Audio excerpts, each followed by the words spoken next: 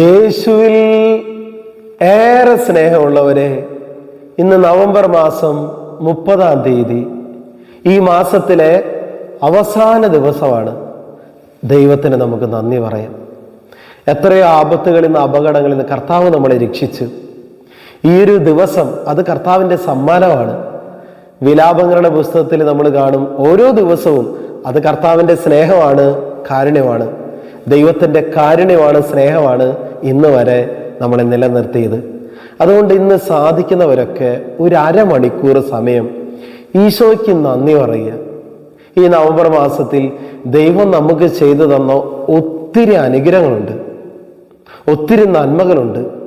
അതിനെ ഓർത്ത്, ചെറിയ നന്മകളെ ഓർത്ത്, ചെറിയ അനുഗ്രഹങ്ങളെ ഓർത്തും ഈശോയ്ക്ക് ഒത്തിരി നന്ദി പറയുക.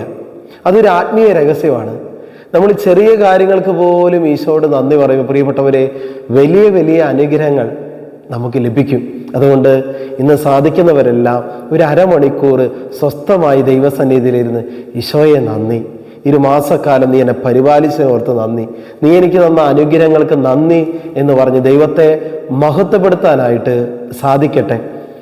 സങ്കീർത്തന പുസ്തകം 50-ാം അധ്യായം 14-ാം തിരുവചനം, കൃതജ്ഞതയായിരിക്കട്ടെ നീ ദൈവത്തിന് അർപ്പിക്കുന്ന ബലി. കൃതജ്ഞത അത് ദൈവം ആഗ്രഹിക്കുന്ന ഒരു കാര്യമാണ്.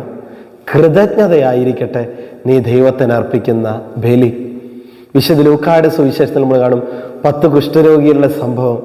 ഈശോ പറയുന്നുണ്ട്, ഈ വിജാതീയനല്ലാതെ മറ്റാർക്കും ദൈവത്തെ മഹത്വപ്പെടുത്തണം എന്ന് തോന്നിയില്ലേ?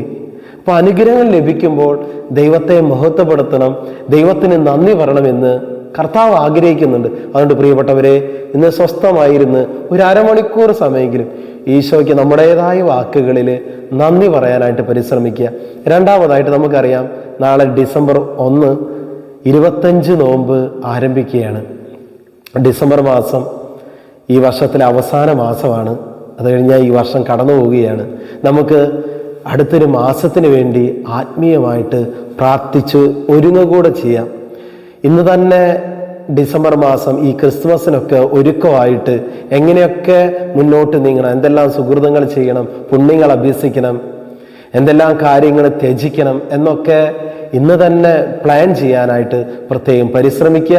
ഈശോ നിങ്ങളെ അനുഗ്രഹിക്കട്ടെ. 2 കാര്യങ്ങൾ. 1, അരമണിക്കൂർ സമയം ദൈവസന്നിധിയിൽ ഇന്നിരുന്ന് ഈശോയ്ക്ക് നന്ദി പറയുക. രണ്ടാമതായിട്ട് 25 നോമ്പിന് നന്നായിട്ട് ഒരുങ്ങുക.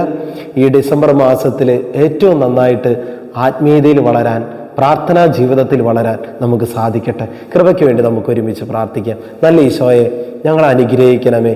ഈ ഒരു മാസക്കാലം ഞങ്ങളെ കാത്തു പരിപാലിച്ചതിനോർത്ത് നന്ദി പറയുന്നു. ഈശോ, ഞങ്ങൾ അങ്ങേ സ്തുതിക്കുന്നു, മഹത്വപ്പെടുത്തുന്നു.